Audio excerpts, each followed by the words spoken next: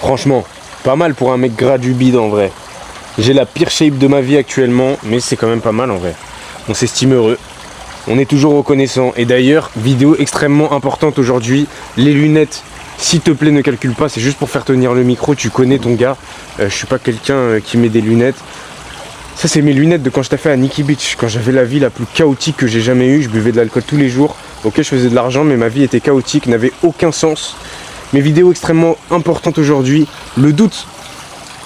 Comment le doute te détruit ta vie, puisque le doute, c'est une des causes d'échecs les plus répandues dans toute l'histoire de l'humanité, réellement. Puisque quand tu doutes, tu envoies ce message-là à l'univers, à Dieu, appelle ça comme tu veux. Tu envoies le message de « je n'ai pas confiance en toi, je n'ai pas confiance en ton pouvoir, je n'ai pas confiance en ce que tu peux faire pour moi ». Or, tout est possible, tu le sais. Tout est possible. Tu l'as entendu trop de fois, cette phrase. Mais pourtant, elle est réelle, tu vois. Elle est vraiment réelle. Et en fait, quand tu doutes, tu détruis toutes tes possibilités d'atteindre tes objectifs. Tu devrais avoir une certitude certaine et folle que tu vas atteindre tes objectifs. Et le point commun avec tous les gars qui réussissent, quand tu les écoutes, c'est « j'étais sûr que je pouvais y arriver. J'en étais sûr. » T'écoutes CR7, t'écoutes The Weeknd, je sais pas pourquoi c'est The Weeknd qui me vient en tête, mais tu les écoutes tous, ils vont te dire ça. Ils avaient toujours cette flamme en eux qui savaient qu'ils allaient réussir, tu vois. The Weeknd, pire exemple, hein, pire exemple.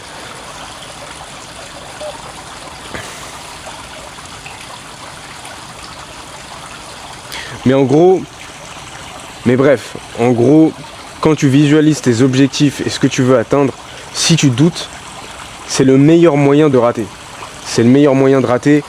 Et je vais pas te dire exactement comment réussir tes visualisations et comment les rendre efficaces et tangibles, parce que mon gars, faut aller chercher les infos là où elles sont. Fais ton travail, moi j'ai fait mon travail, j'ai investi de l'argent, donc fais ce que tu as à faire. D'ailleurs, si t'es pas là où tu veux en être dans ta vie, book ton appel. Moi j'ai rien à te vendre pendant cet appel, on va discuter d'homme à homme. Ça serait hyper intéressant pour toi si tu as besoin de conseils. Par contre, si tu bookes ton appel, sois là. Moi je suis pas ton pote, on se connaît pas, on pourrait être pote mais je suis pas ton pote, donc si tu bookes ton appel, sois là, mec. C'est un manque de respect, mec, de booker ton appel. Moi je prends du temps pour toi, des fois j'annule des choses pour toi et toi tu ne viens pas. Bref, parenthèse fermée. Quand tu visualises quelque chose, le meilleur moyen de rater, c'est de douter. Il faudrait que tu sois en mode je suis sûr que je vais atteindre la chose que je visualise et que je veux. J'en suis sûr et certain. Et ça prend du temps. Ça prend du temps pour éliminer le doute. Et il y en a plein qui éliminent le doute sur le terrain, avec du concret. Par exemple, je vais te donner un exemple. Tu essayes de lancer un business en ligne. Au début, tu doutes. Tu as énormément de doutes.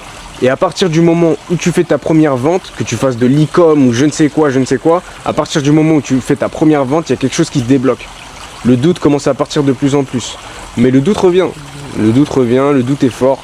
Ton cerveau est fort pour te garder dans ta zone de confort. Mais en gros, tu vas te prouver des choses et c'est comme ça que tu vas supprimer le doute. Sur le terrain. Mais au final, c'est le même processus, on va dire. Parce que tu peux déjà faire ce travail au préalable dans ta tête. Et petite piqûre de rappel, je vais essayer de faire bref parce que, mec, je peux pas tout donner comme ça, tu vois, dans une vidéo YouTube de 15 minutes, c'est impossible. Il y a des vidéos, il y a 2 heures de vidéos qui parlent de ça sur mon school, pour les gars de mon accompagnement. Je peux pas résumer ça comme ça. Mais en gros, ta réalité physique, ce que tu as autour de toi, ce à quoi tu es confronté tous les jours de ta vie, c'est un reflet de ta réalité mentale. Donc c'est-à-dire que pour qu'il y ait un changement physique dans ta vie, il faut qu'il y ait un changement mental d'abord. Obligatoire, mandatory, c'est obligatoire. Et pour changer des choses dans ta vie, pour manifester des choses dans ta vie, il faut que tu vives comme si tu l'avais déjà, cette chose. Il faut vraiment que tu vives comme si tu l'avais déjà. Et même s'il n'y a pas de changement dans ta réalité physique, il faut que dans ta tête, il y ait quelque chose qui ait changé.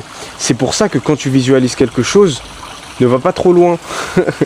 Ne te visualise pas avec 8 Rolls dans le garage avec une villa à 18 millions.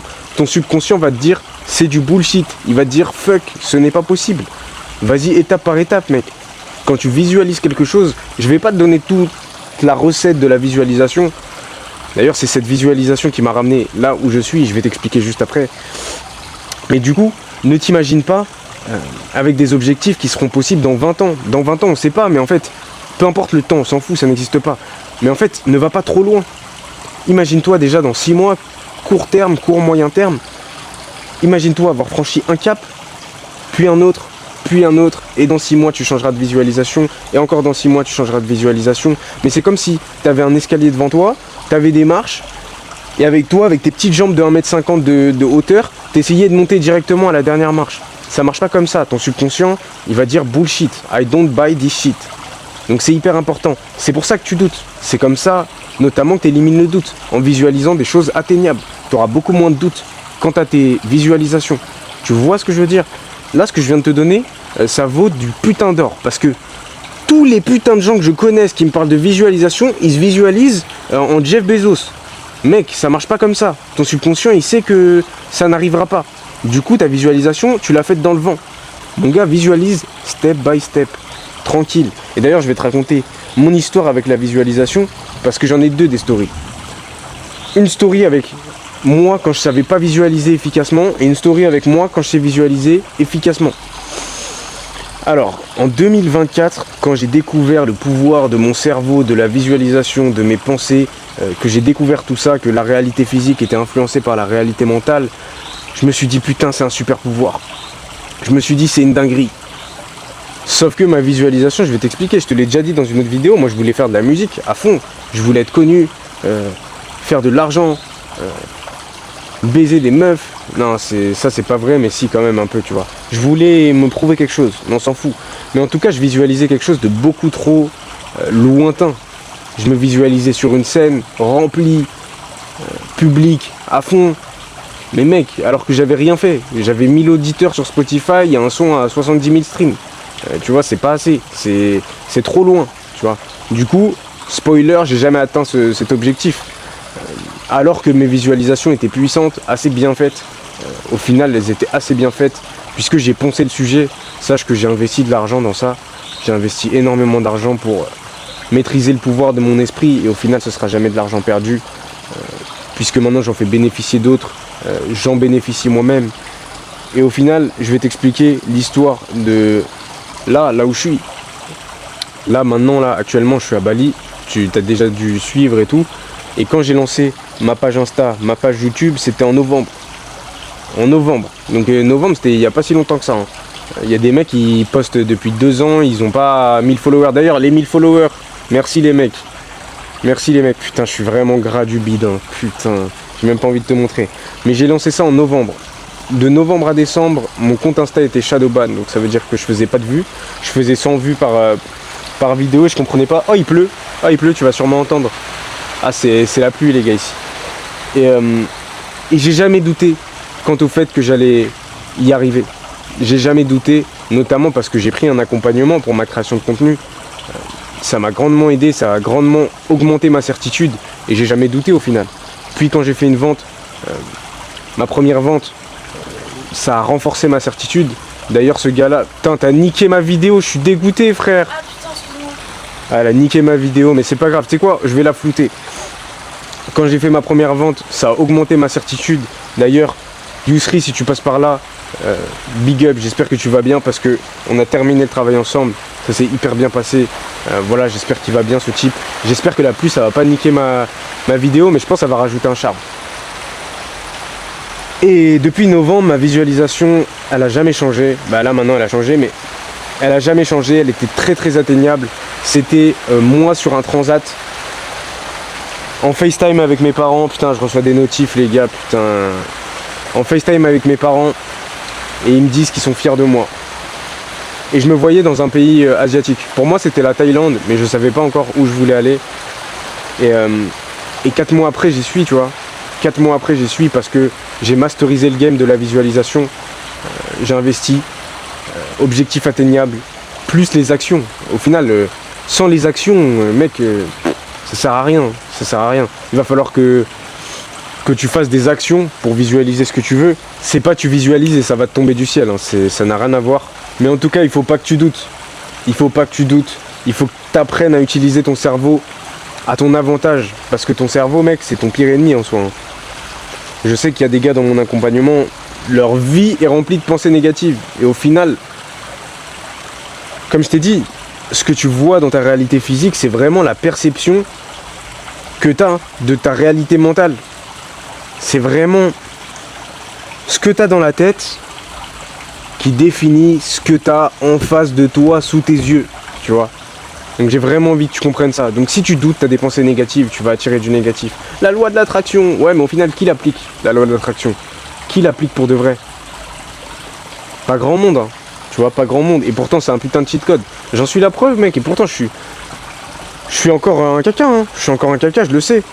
Mais tu vas me voir grandir et grandir et grandir et grandir. Tu sais pourquoi? Parce que j'ai éliminé le doute. Parce que mes visualisations sont puissantes. Parce que je le fais. Je le fais tous les jours.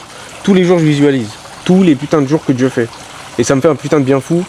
Et des fois, j'ai des flashs.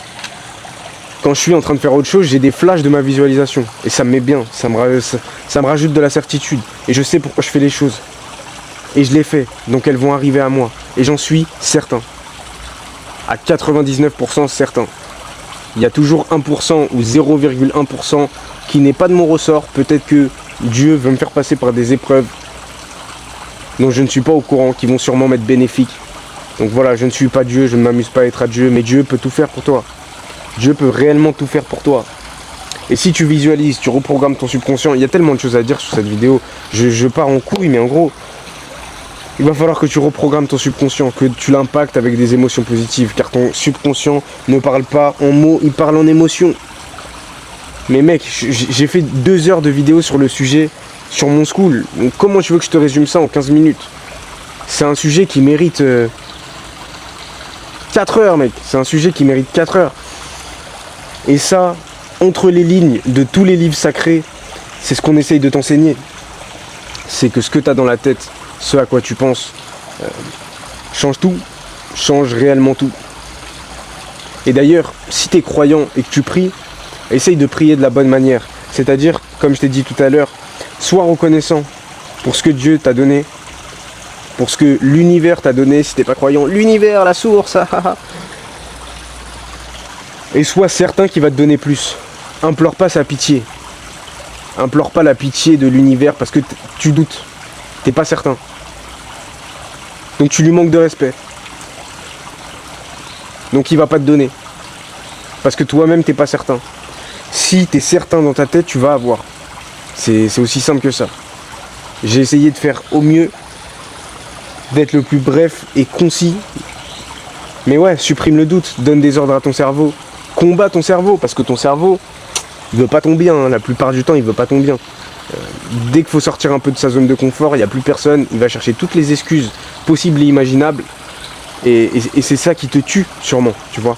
Parce que il y a des milliers d'années, des millions d'années, sortir de la tribu, sortir du campement, ça voulait dire mourir, ça voulait dire prendre des risques inconsidérés. Donc ça a du sens. Mais là, maintenant, il n'y a pas de risque dans ta vie.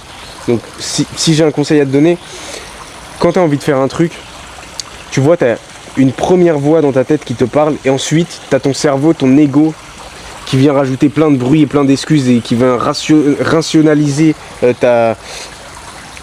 ton inaction, tu vois. Et je vais te donner un exemple parlant, tu vois. Par exemple, tu vois une meuf dans la rue, elle est hyper jolie. Tu as envie d'aller lui parler. C'est le premier truc qui te vient en tête, c'est ton intuition, c'est vas-y. Et ensuite, tu as tout le bruit qui vient se rajouter. Je t'ai donné cet exemple-là, des meufs, mais on s'en fout des meufs, mais il est parlant cet exemple. Où tu vois, tu as envie de rentrer dans une boutique, tu te dis vas-y j'y vais, et ensuite oh non c'est bon la flemme, oh non il y a sûrement pas ce que je cherche, oh non truc, tu vois, ou alors oh non mais de toute façon elle est pas assez bien pour moi, oh de toute façon elle va me recaler, oh de toute façon truc. Écoute ton intuition, écoute la première voix qui te parle, et suis-là. C'est pas bon pour tout ça, mais quand il n'y a pas de danger de mort, tu peux y aller. T'apprendras toujours quelque chose. Soit tu gagneras massivement, soit tu apprendras quelque chose. Donc supprime le doute, donne des ordres à ton cerveau. Je m'éparpille, je m'éparpille. Oui, je m'éparpille. T'es sur ma chaîne. Merci pour les 1000 abonnés d'ailleurs. Et voilà, supprime le doute, mec. Supprime le doute. Je te laisse. Si t'es pas là où tu veux en être dans ta vie, book ton appel. Book ton appel, on en discute. Essaye de comprendre ta situation, là où tu veux arriver. Et je vois si je peux t'aider. Je te donne un maximum de conseils. Et merci les gars pour me soutenir. Je suis énormément reconnaissant. Extrêmement reconnaissant. 1000 abonnés, c'est que le début. J'aimerais bien dépasser des sphères. J'aimerais bien être grand public. C'est dur avec ce que je dis, mais tu penses que j'en suis capable ou pas? Si j'en suis capable, laisse un commentaire. Tu penses que je suis capable de devenir grand public? Ça, j'ai des doutes là-dessus. Supprime le doute, supprime le doute. Bah enculé, fais-le toi-même. Non mais... Bah, c'est compliqué, tu vois, être grand public quand tu parles de ça, il va falloir que je fasse d'autres choses. C'est possible, hein, c'est largement possible et je l'ai en tête depuis le début. Mais il va falloir que je fasse des choses différentes. Il va falloir que je parle de sujets différents. Peut-être j'ai pas envie d'en parler. Et c'est quelque chose que je peux faire, largement. Largement, et c'est quelque chose que je vais devoir faire, je pense. Si je suis aligné et que je suis réellement 100% vrai avec moi-même, c'est quelque chose qu'il faut que je fasse. Il faut que je devienne grand public. Comme un connard, mais comme Yomi. Comme Yomi Denzel. Mais bref, j'espère que j'ai pas trop l'air d'un enfoiré d'influenceur avec mes lunettes, mais c'est pour le micro, gars. Vraiment. Allez, ciao, je te laisse.